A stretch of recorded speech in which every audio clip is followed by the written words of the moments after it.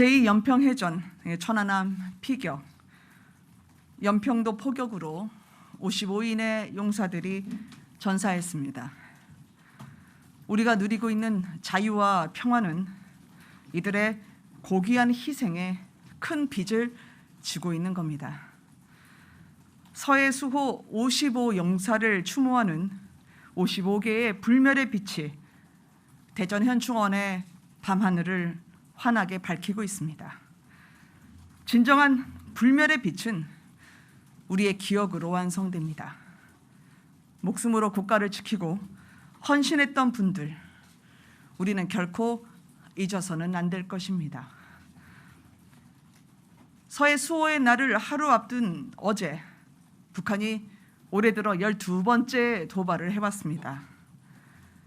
북한에 엄중하게 경고합니다. 도발로 얻을 수 있는 것은 아무것도 없습니다.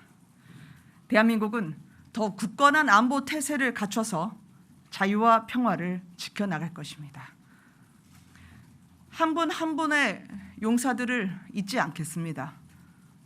국가가 힘이 되겠습니다. 국민과 함께 기억하고 또 기억하겠습니다. 윤석열 당선인은 이 순직한 장병 묘역에 오늘 조화를 보냈습니다. 서해 수호의 날, 이 한주호 준이 묘역을 포함해서 5개의 조화가 조치가 됐습니다.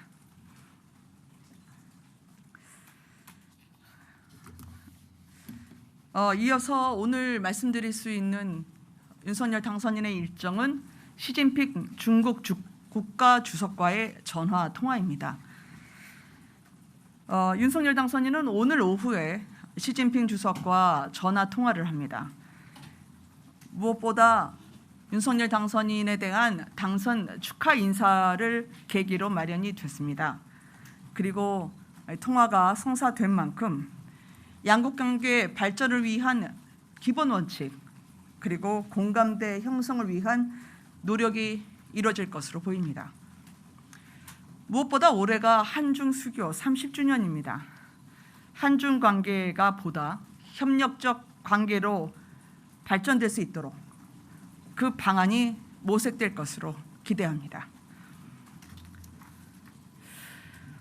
어제 북한이 ICBM 탄도미사일을 발사해서 이 엄중한 한반도 안보 상황에 대해서도 당선인과 시 주석 간의 긴밀한 협의가 이루어질 것으로 예상합니다. 한반도의 긴장을 끌어올린 도발입니다. 거론을 안 할 수가 없죠. 어제 늦은 밤까지 윤석열 당선인은 북한의 ICBM 발사와 관련해서 인수위원회 외교안보분과 김성환 간사 등 위원들과 상황 점검을 했습니다. 그리고 앞으로도 면밀한 안보 태세 점검과 관련해서도 수시로 보고받고 수시로 들을 것입니다. 이와 함께 윤석열 당선인은 어제 민주당 박홍근 신임 원내대표와 전화 통화를 갖고 축하 인사를 전했습니다. 전화 통화 내용은 이 박홍근 원내대표에게 선출을 축하드린다. 그간 을지로위원회 위원장으로 우리 사회 약자에 많은 관심을 기울여 주신 것을 잘 알고 있다. 특히 윤석열 당선인이 소상공인 자영업자 신속 보상에 대해서 관심을 갖고 있는 만큼 앞으로 저희의 생각과 일치하는 부분이 있다 생각한다 라고 말을 했습니다. 그래서 박홍근 신임 원내대표에게 민주당 원내대표죠. 국회와 함께 잘 소통해서 협치를 이끌어가기를 희망한다 라는 말로 전화를 마무리했습니다. 오늘 오전에 10시쯤 장제원 비서실장을 통해서 박홍근 신임 원내대표에게 축하난을 전달할 예정입니다. 오늘 드릴 일정은 여기까지입니다. 질문 있으시면 저희가 받도록 하겠습니다. 네. 네, 어제 북한이 ICBM 발사를 왜 했다고 보시는지, 의도가 뭐라고 파악하시는지 궁금합니다. 북한이 2, 3년간 지속되었던 모라토리움을 깼죠.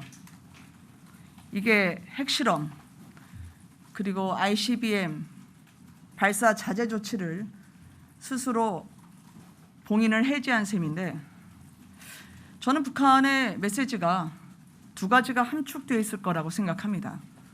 하나는 미국을 향해서입니다. 지금 현재 우크라이나에 대한 러시아 침공으로 미국 바이든 대통령과 외교 안보적 관심이 집중된 사이에 대미 메시지를 보냈다고 저는 생각을 합니다. 또 하나는 과거에 북한은 늘 대한민국 정부의 정권 교체기에 전략적 우위를 점하기 위한 행동을 해왔습니다. 2017년만 하더라도 9월이었죠. 그 6차 핵실험으로 전 기억하는데, 신정부 출범을 맞이해서 북한은 늘 이렇게 과감하게 도발할 수 있다는 걸 보여왔습니다. 대미 대남 메시지가 저는 복합적으로 작용하고 있다, 그렇게 생각합니다. 네, 또 김영래 기자님. 네, SBS 김영래입니다. 두 네. 가지 좀 여쭤보고 싶은데, 네. 첫 번째로 일단 그 시진핑 주석이 보통은 이제 통상적으로 당선인 신분에서는 통화를 안 한다고 했었는데, 이례적으로 좀 통화가 이루어졌는데 그 배경이나 의미가 뭔지 좀 궁금하고요. 그리고 두 번째는 어제 이제 문재인 대통령이 그 국가안보실에 당선인에게 북한 ICBM 관련해서 충분한 브리핑을 하라고 이제 지시를 했는데, 이 브리핑 일정이 잡혔는지, 또 이게 그 청와대와 회동의 좀 계기가 될 수 있을지 좀 궁금합니다. 물론 그 시진핑 국가주석이 당선인 신분의 국가 차기 지도자와 전화 통화를 한 사례는 없는 것으로 알고 있습니다. 그만큼 이례적이죠. 늘 당선인 신분일 때 취임 며칠 지나지 않아서 조율을 해서 가까운 시일 안에 전화 통화나 아니면 만남을 성사시키는 걸로 알고 있습니다만, 통화를 혹시 먼저 요청하셨다면 그거는 저희가 답해드릴 사항은 아닌 것 같습니다. 중국 측에서 말씀 주실 기회가 있다면 좋겠지만, 혹시 저희가 그 중국 측과의 통화 성사에 미리 중국 측 입장을 해석해서 전해드리는 건 적절하지 않다고 생각하고요. 다만 추측건대 이제 새롭게 시작하는 윤석열 정부의 한중 관계에 대한 기대감을 반영한 것이 아닐까, 그 기대 수준이 높은 것으로 해석하고 싶습니다. 하나가 더 있었나요? 네. 그것 또한 그 청와대에서 발표하실 시점과 또 어떤 분이 오셔서 브리핑을 해주셨는지를 저희가 기다리는 게 예의인 것 같습니다. 그렇지만 어제는 청와대에서 서훈 국가안보실장이라든지 오신 것을 보지는 못했습니다. 네. 예, 세수 기자님. 네, 저 뉴스원 유세슬입니다. 네. 두 가지 질문 드리고 싶은데요. 네네. 먼저 어제 법무부 업무보고가 연기된 거를 계기로 해서 민주당에서는 당선인 취임 전에 검수완박을 완수를 해야 한다라는 목소리가 나오는데, 여기에 대한 당선인 측의 입장 궁금하고요. 또 두 번째 질문은 청와대하고 갈등 요인 중에 하나가 지금 감사원, 감사위원 임명 문제인데, 네. 만약에 청와대가 당선인과의 협의 없이 감사위원을 임명하게 된다면 어떤 대응 방안을 강구하고 계신지 궁금합니다.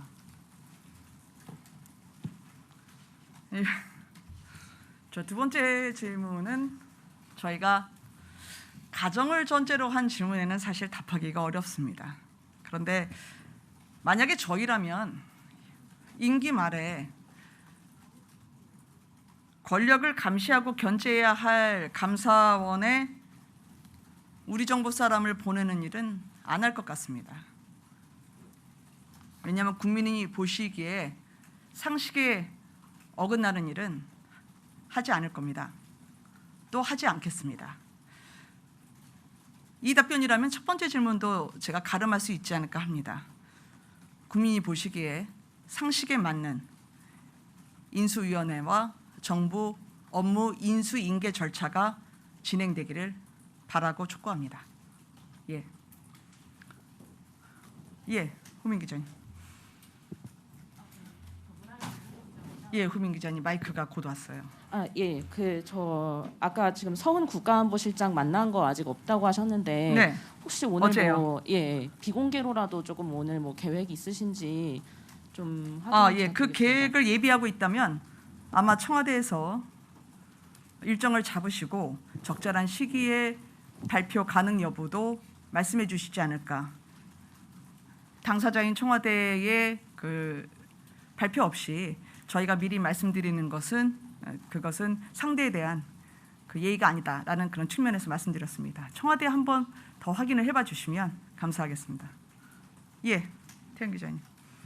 네, 뉴스핀 김태훈입니다. 네, 저 당선인님께서 후보 시절부터 좀 협치를 하겠다고 강조해 오셨는데 사실 네. 법무부 업무보고 연기도 그렇고 지금 좀 협치가 없는 거 아니냐 이런 네네. 지적이 나오고 있습니다. 좀 당선인께서 협치를 위한 좀 노력 방안이 좀 있으신지 궁금합니다.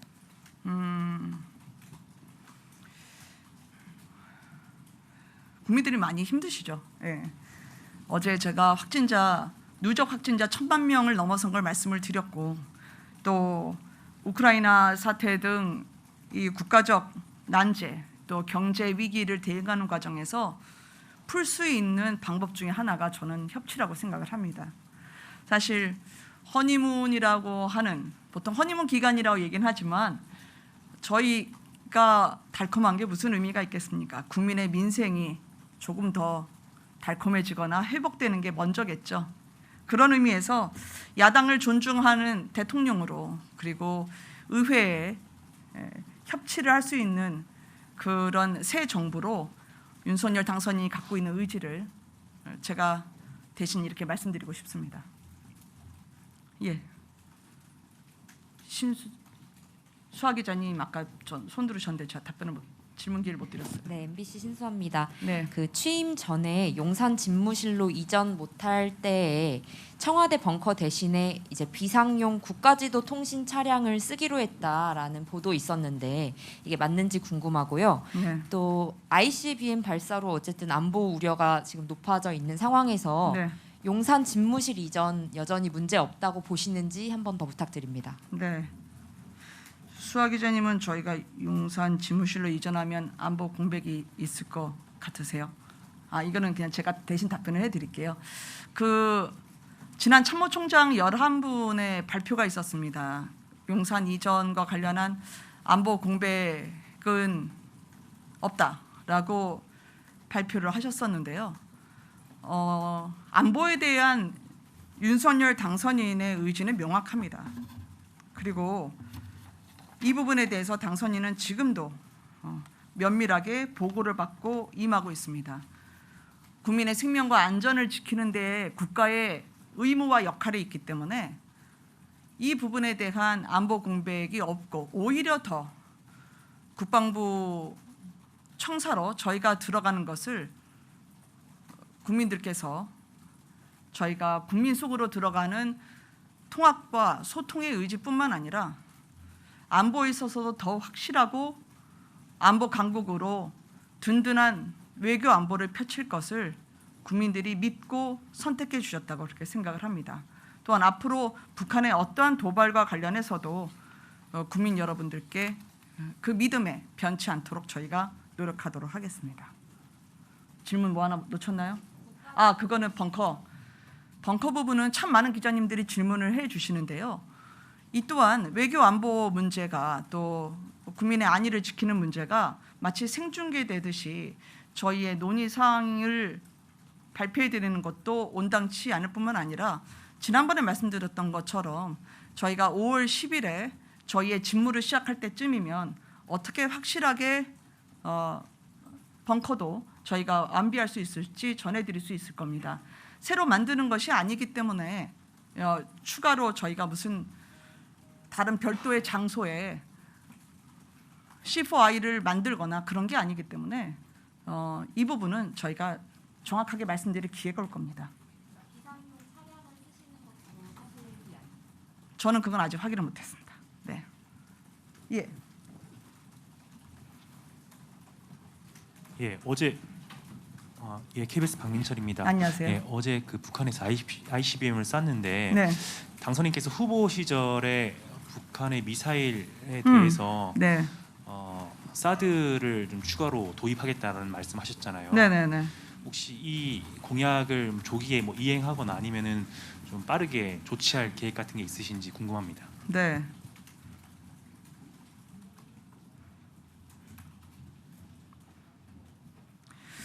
그동안에 이제 저희가 사드 이야기를 했을 때는 북한에서의 미사일 고각 발사, 즉 고도 40km 이상의 경우에 저희가 중층 방어와 그리고 다른 미사일 방어 체계를 포함한 저층, 고층까지 다층적이고 그리고 확실한 안보 태세를 위해서 말씀드린 바 있습니다.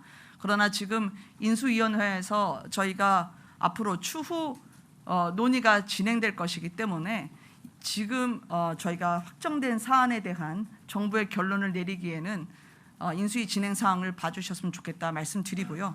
그러나 그 공약은 지키라고 내는 것이죠. 그리고 그 약속을 지키는 윤석열 당선인의 행보는 여러분들께서 기자님들 계시는 프레스 라운지를 방문하거나 아니면 여러 약속을 이행하는 그동안의 과정에서 잘 이해해 주시리라 생각합니다. 두 번째 질문이 사드 외에 그랬어요? 그거였죠. 특별히 윤석열 당선인의 입장이 왜 미사일 발사 때마다 나오지 않느냐라는 그런 질문을 많이 받습니다. 그런데 선거 때는 윤석열 당선인이 후보로서 자유롭게 입장 표명을 할 수 있었습니다. 북한의 미사일 발사나 도발 행위에 대해서 말이죠. 그렇지만 당선인의 이름은 다시 말하면 차기 대통령입니다. 그래서 안보에는 원보이스입니다. 그것은 군 현재 최고 통수권자는 문재인 대통령입니다. 저희가 일사불란한 외교 안보 관리가 이루어질 수 있도록 그리고 군 최고 통수권자의 지휘가 명료하게 이루어질 수 있도록 반보 뒤에 서 있는 것이 관례이자 저희의 도의라고 생각을 합니다. 늘 그것은 당선인과 현 대통령 사이에서 항상 지켜지고 있었던 관례였습니다. 네, 동환 기자님.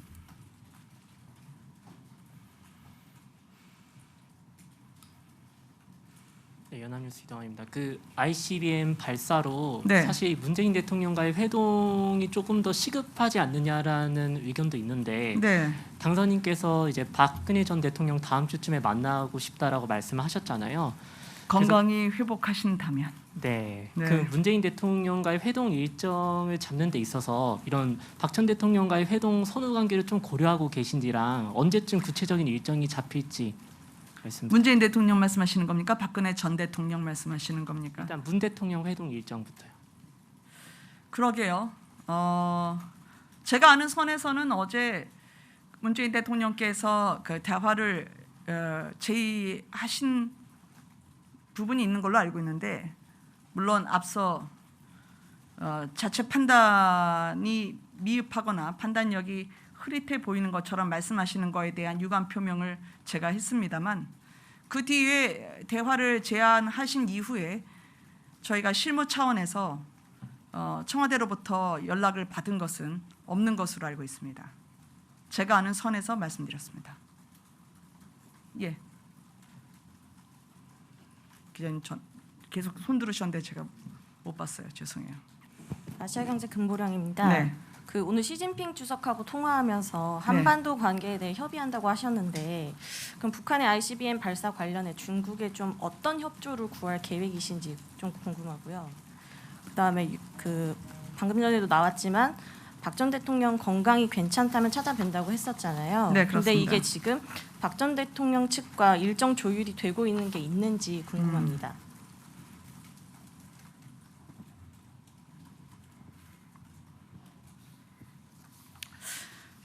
이제 보통 이거는 뭐 모든 정상회담 마찬가지지만 저희는 지금 당선인과 중국 지도자와의 전화 통화이기 때문에 저희가 그 같은 앞으로 신정부 출범 이후에 한중 관계의 발전점 방안을 모색하는 것은 맞습니다. 그리고 사전에 보통 의제가 조율되곤 합니다. 그렇게 서로 전화 통화에도 긴밀하게 소통을 하면서 안건을 조정을 하죠. 그런데 그 최근에 즉 ICBM 발사는 어제의 일이기 때문에 그런 안건 조정에 들어갈 수 있는 시기에는 해당되지 않았습니다만 그래도 오늘 당선인과 시 주석은 이 부분에 대한 논의가 이루어지게 될 것입니다. 그리고 그 결과에 대해서는 저희가 서면 브리핑을 통해서 말씀을 드리도록 하겠습니다. 네. 박근혜 전 대통령과는 어제 저희 그 서익준 인수위 행정실장을 통해서 퇴원하신 것을 축하드린다는 난을 전달해 드렸는데요. 유영하 변호사가 박근혜 전 대통령 대신 이제 축하난을 받으시면서 서로 간단한 안부가 오갔던 것으로 알고 있습니다. 다만 어떤 일정이든지 박근혜 전 대통령의 쾌유가 우선입니다. 그래서 그 건강이 회복되시는 여부와 관계없이 저희가 일정을 짜서 제안을 먼저 드리거나 그렇게 하기는 아마 쉽지 않을 겁니다. 예, 마이크가 될 수 있을까요? 네, 안녕하세요. 한국경제TV 문성필입니다. 안녕하세요. 네, 그 시주석과의 전화 통화에 대해서 추가 네. 질문 드릴 텐데요. 네, 지금 한한령에 대한 이야기도 계속 나오잖아요. 네, 네. 이번 통화에서 그 한한령과 관련된 이야기가 좀 오갈 것인지 궁금합니다. 네. 사실 그동안 그 당당한 외교를 많이 이야기를 했습니다. 그리고 한중 양국이 워낙 핵심적인 교역 파트너였죠. 양국 간의 경제 협력도 매우 중요하고 또 서로가 한중 관계의 지속적인 발전을 위해서는 어떤 부분이 서로에게 더 필요한지 의견은 오갈 것입니다. 그러나 구체적인 그 전화 통화의 내용을 제가 미리 추측해서 말씀드리는 것은 적절치 않은 것 같습니다. 그래서 이따 브리핑을 통해서 다시 말씀드리도록 하겠습니다. 네, 고생하셨어요. 전 마이크 좀 부탁드립니다. 그 채널A 홍지은입니다. 네, 그 시주석과 계속 이례적인 통화다라는 점을 강조하셨는데 네. 그 말인즉슨 중국 측에서 먼저 통화 요청이 들어왔기 때문에 우리가 응한 것이다라는 취지로 이해하면 될지 그게 첫 번째 질문이고요. 네, 그다음에 두 번째 질문은 그 서해수호의 날 같은 경우는 이제 대통령께서 직접 참석도 검토하셨을 것 같은데 이렇게 네. 페이스북 메시지로 가름하신 그 이유에 대해서도 궁금합니다. 일단 서해 수호의 날과 관련해서는 저희가 국가보훈처로부터 공식적인 초청 요청을 받지 않은 것으로 저는 알고 있습니다. 그래서 조금 더 확인 작업을 제가 거쳐야 하겠지만 그래서 순국하신 장병들의 모욕에 저희가 조화를 보내는 것으로 대신 하고요. 그리고 메시지도 따로 냈던 것은 오늘은 반드시 기려할 날이기 때문입니다. 시 주석과 관련해서는 정말 많은 분들이 관심을 표명해 주셨는데요. 관례상 그 통화 요청을 누가 먼저 해왔다는 것을 이렇게 공개적으로 말씀은 잘 안 드립니다. 그리고 그러나 그 이전에 저희가 올해 중국과 수교 30주년이라 말씀드리지 않았습니까? 그만큼 양국 간에 상호 존중을 하고 그리고 호의 평등 정신을 바탕으로 해서 보다 건강하고 성숙한 한중 관계가 이루어지기를 희망합니다. 예, 한 두 분 정도만 더 받고 마무리할까요? 네. 데일리언 최현욱 기자입니다. 네, 안녕하세요, 최 네, 기자님. 안녕하세요. 용산 집무실 이전 관련해서 네. 좀 각종 여론조사 나오고 있는 게 좀 수치의 차이는 있지만 좀 통상적으로 좀 과반 이상의 국민들이 좀 반대 여론을 좀 나타내고 계신데요. 이에 대한 네네네. 입장 좀 부탁드리겠습니다.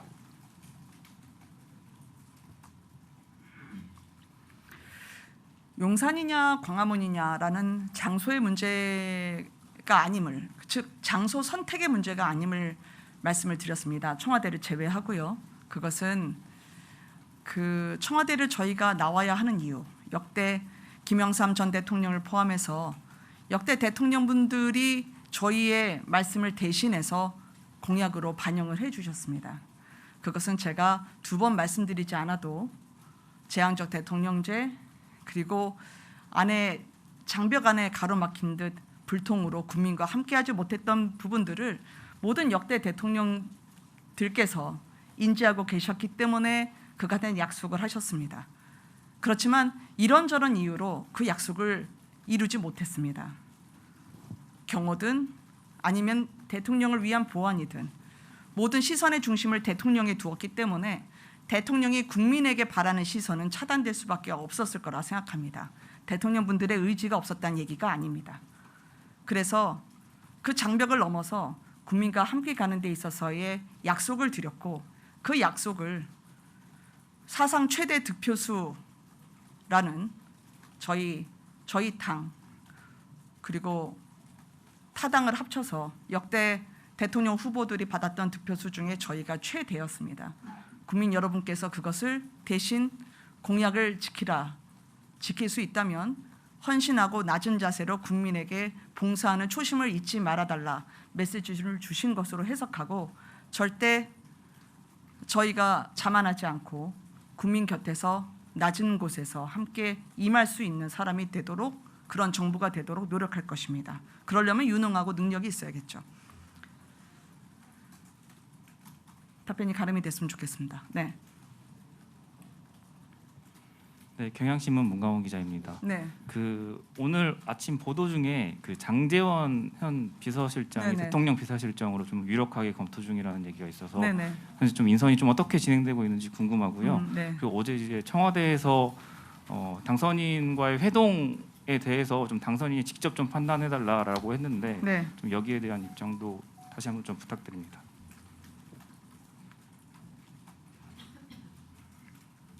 장제원 비서실장의 그 청와대 혹은 대통령실 비서실장으로 간다는 보도를 봤는데요. 그 대통령 비서실과 관련한 인선은 이제 막 검토 단계에 들어섰을 뿐입니다.